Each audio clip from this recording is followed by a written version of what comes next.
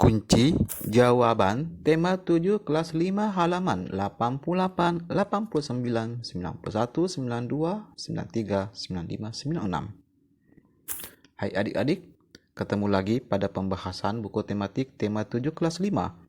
Peristiwa dalam kehidupan, subtemanya peristiwa kebangsaan seputar proklamasi kemerdekaan.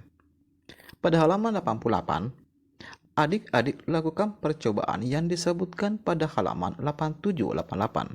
Percobaannya yaitu yang bertujuan mengamati perubahan wujud benda. Kemudian pada halaman 89, simpulkan hasil percobaanmu, tuliskan pada kolom berikut. Dengan adanya perubahan kalor, pemanasan dapat menyebabkan berubahnya wujud suatu benda. Pada saat suatu zat melepaskan kalor, maka suatu zat tersebut akan mengalami perubahan wujud. Kemudian, ayo berlatih. Untuk menyelidiki terjadinya peristiwa mencairnya suatu benda yang disebabkan oleh kalor atau panas, lakukan percobaan memanaskan mentega di atas kompor. Berhati-hatilah saat melakukan percobaan menggunakan kompor. Tuliskan prosedur percobaan seperti berikut. Jadi judul percobaannya, percobaan pengaruh kalor terhadap wujud benda. Tujuan, mengamati pengaruh kalor terhadap perubahan wujud benda. Alat dan bahan. Alat dan bahan yang dibutuhkan dalam percobaan ini antara lain kompor, panci penggorengan, mentega. Langkah kerjanya, hidupkan kompor.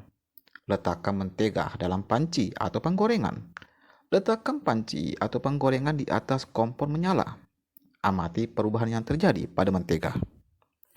Kesimpulannya, mentega mengalami perubahan wujud karena terkena kalor atau panas dari panci atau penggorengan.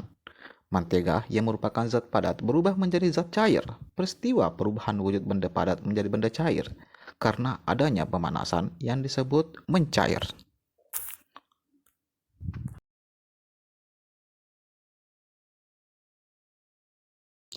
Kemudian pada halaman 91, ayo berlatih. Ayo temukan kosakata baku dan tidak baku pada bacaan yang berjudul peristiwa menjelang dan sesudah pembacaan teks proklamasi. Kemudian carilah arti katanya di Kamus Besar Bahasa Indonesia. Bertanyalah kepada guru atau berdiskusi.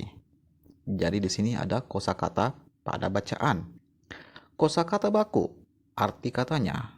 Kosakata tidak baku, arti katanya. Pertama, kosakata baku. Sekutu, artinya adalah gabungan dari beberapa negara yang bekerja sama.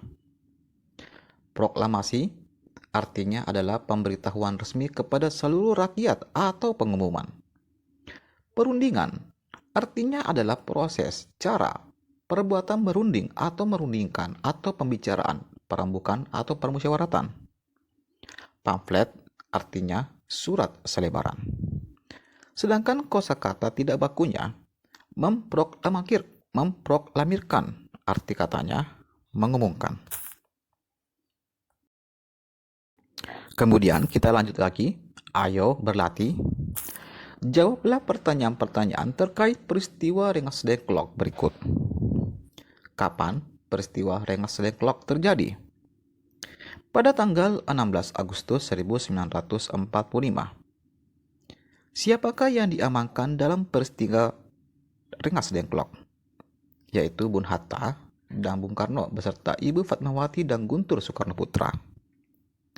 Siapakah yang memelopori peristiwa Rengas Dengklok? Yaitu tokoh pemuda. Apa tujuan peristiwa Rengas Dengklok? Mendesak golongan tua untuk segera memproklamirkan kemerdekaan Indonesia. Apa yang terjadi di Rengas Dengklok? Terjadinya perdebatan antara golongan tua dengan golongan muda berkaitan dengan waktu pelaksanaan proklamasi kemerdekaan. Apa hasil kesepakatan pada peristiwa Rengas Dengklok? Setelah melalui perdebatan dan ditengahi oleh Ahmad Subarjo, menjelang malam hari, kedua tokoh itu akhirnya kembali ke Jakarta. Rombongan Soekarno-Hatta sampai di Jakarta pada pukul 23.30 waktu Jawa, zaman Jepang. Soekarno-Hatta setelah singgah di rumah masing-masing, kemudian bersama rombongan lainnya menuju rumah Laksamana Maeda di Jalan Imam Bonjol, nomor 1 Jakarta, tempat Ahmad Subarjo bekerja untuk merumuskan teks proklamasi kemerdekaan Indonesia.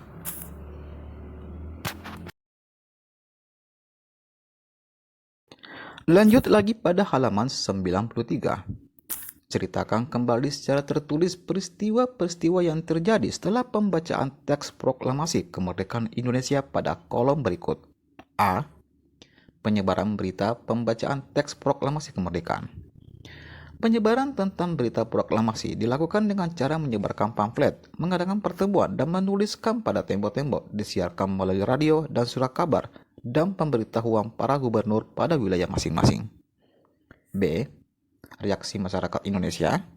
Adapun reaksi masyarakat Indonesia setelah berita proklamasi kemerdekaan adalah dengan mengikuti rapat raksasa di lapangan IKADA, Ikatan Atletik Jakarta, tanggal 19 September 1945. Dukungan-dukungan juga bermunculan di daerah lain seperti Yogyakarta, Semarang, Surabaya, Aceh, Bali, Palembang, Kalimantan, Bandung, Makassar, Lampung, Solo, Sumatera Selatan, dan Sumbawa.